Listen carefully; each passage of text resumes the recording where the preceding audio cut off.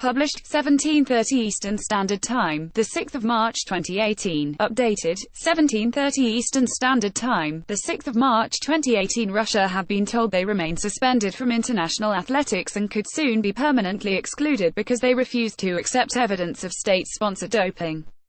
The IAAF world governing body said Russia had still not acknowledged the institutional doping scheme that was uncovered, and warned there can be no comfort it will not be repeated, speaking hours after Russian Deputy Prime Minister Vitaly Mutko was stripped of government responsibility for football's World Cup amid suspicions of his involvement in a state-sponsored doping scheme. Rune Andersson, chairman of the IAAF task force looking into Russian doping, warned of further sanctions.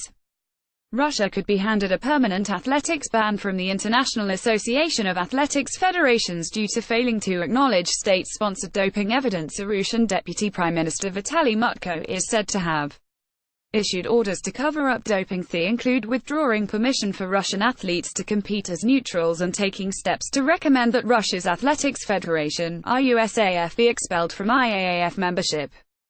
The IAAF revealed Russia's anti-doping agency had still not provided evidence that adequate testing of athletes was now taking place.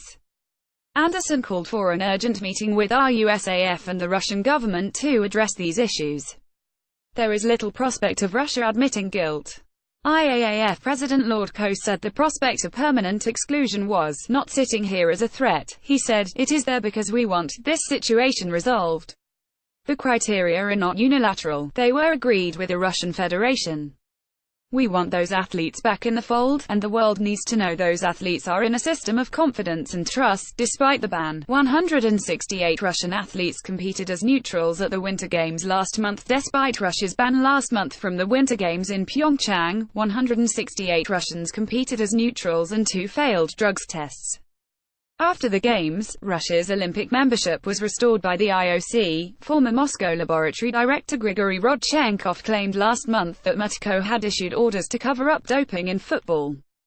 Mutko subsequently quit as head of the World Cup Organizing Committee and Russian Football Union, but maintained he would continue to be involved in planning the tournament. Meanwhile, the IAAF said on Tuesday they were revising their rules on hyperandrogenism, which will only apply to track events between 400 meters and 1 mile. November 1, athletes competing in those events must have testosterone tests.